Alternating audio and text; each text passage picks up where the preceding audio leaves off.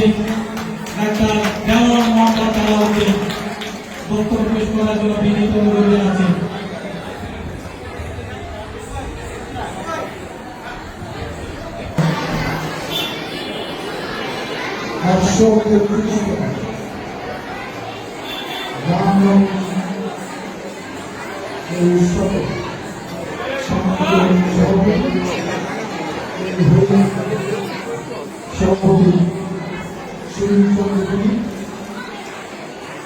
আমি কয়েকজন নেতৃত্বকে পরিচয় করে দেবো যারা আমার সাথে এসছে। প্রথমে আমার পরিচয় করে সরকারের সভাপতি এবং সভাপতি বিপ্লবী সাধারণ সম্পাদক আমার বদিউজ্জামান বদি, উপস্থিত আছেন সাধারণ পৌরমন্ত্রী সাংগঠনিক সম্পাদক মোহাম্মদ নাজমুল্লাহ, পরিচালনা করছি সাভার পৌরমন্ত্রী সাংগঠনিক সম্পাদক আব্দুর রহমান এবং আপনি অনেকে জানেন সে শাহনগর ওয়ার্ড কাউন্সিলের সাবেক কাউন্সিলর। আমি পরিচালনা করছি আমাদের সাভার পৌর স্বেচ্ছাসেবক দলের যোগ্য আহ্বায়ক আমাদের পৌর ছাত্র দলের বিনয় খান সহ আরো নেতৃত্ব আছে এবং যে অনুষ্ঠান পরিচালনা করছেন কুমার দাস, আমি তাকে ভালোভাবে চিনি। সাধারণ সম্পাদক উপস্থিত বিচারক মন্ডলী, এখানে ভক্তমাতা সমাগম যারা একটু অংশগ্রহণ করেন, ছাত্রছাত্রী সুযোগ করি। আসসালামু আলাইকুম। আমি সত্যি খুব আনন্দিত, অনেকদিন পরে এই এলাকায় একটা অনুষ্ঠানে আমি আসলাম। আমার স্পষ্ট মনে আছে সম্ভবত 2006 সালে মার্চ কি এপ্রিল মাসে হবে যে এখানে পাঠাটা উদ্বোধনী অনুষ্ঠানে আমি এসেছিলাম এবং আমার দাস যার কি বই বেরিয়েছিল তার থেকে ওগুলি আমি মূল উন্মোচন করেছিলাম। তারপর অনেকদিন পরে আজকে অনুষ্ঠান করলাম এবং আরেকটি ব্যাপার আমি জানি যে 98 সাল থেকে রহমান চাঁদ শাহ আমাদের সকলে প্রিয় শিক্ষক, উনি আমাদের স্কুলে শিক্ষক ছিলেন, পরবর্তীতে জাহাঙ্গীরনগর স্কুলেরও শিক্ষক ছিলেন। সম্ভবত 1986 সালে রিটায়ারমেন্টে যান এবং আমি আসার কয়েক মাস পরে উনি মারা গেছেন। 2006 সালে হয়তো অক্টোবর মাসে উনি 98 সাল থেকে এখানে বাচ্চাদের ধর্মীয় শিক্ষাকে উৎসাহিত করার জন্য রামায়ণ পাঠের ব্যবস্থা করেছিলেন। আমি এটাও জানি যে তার পরিবার এটা এখনো কন্টিনিউ করছে, তার সন্তান তরুণ শাহ এখানে আছেন আমার সাথে পরিচয়।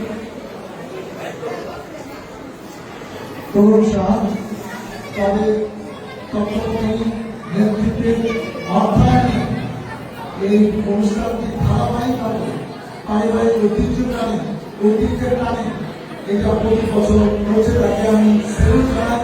এরকম ভাবনা খুব বেশি না যে বাবা একটা জিনিস চালু হয়ে গেছে, তার সুযোগ্য সন্তান সেটা কন্টিনিউ করছে, এরকম নিঃস্বার্থ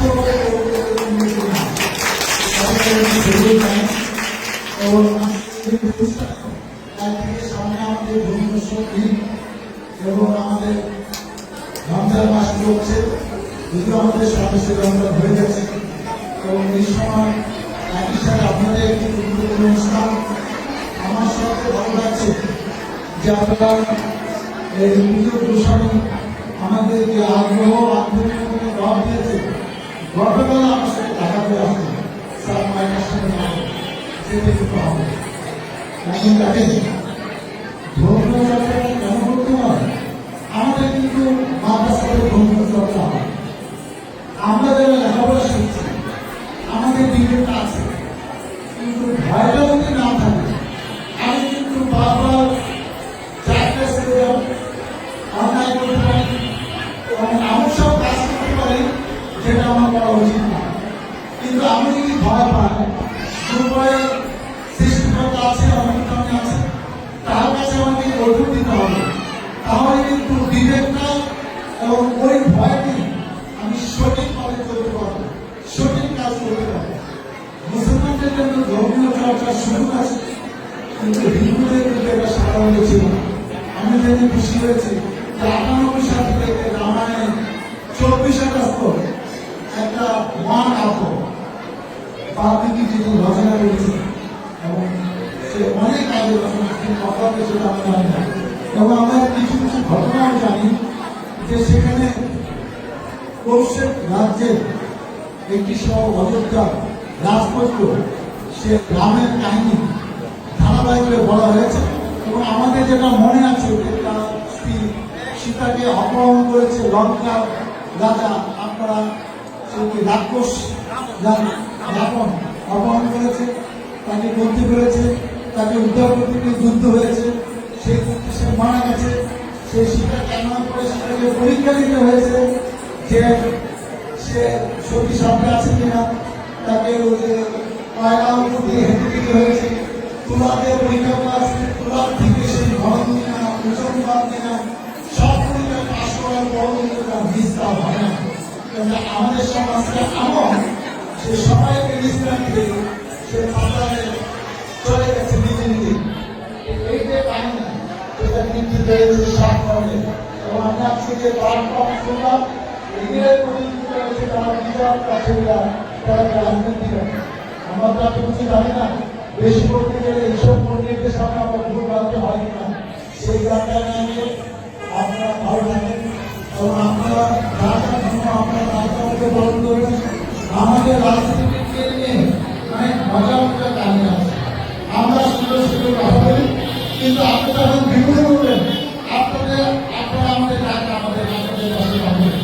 এইটা নিয়ে আমাদের বৈশিষ্ট্য। আমি আশা করি এই বৈশিষ্ট্য যেন আর আপনাদেরকে হজম করতে না হয়।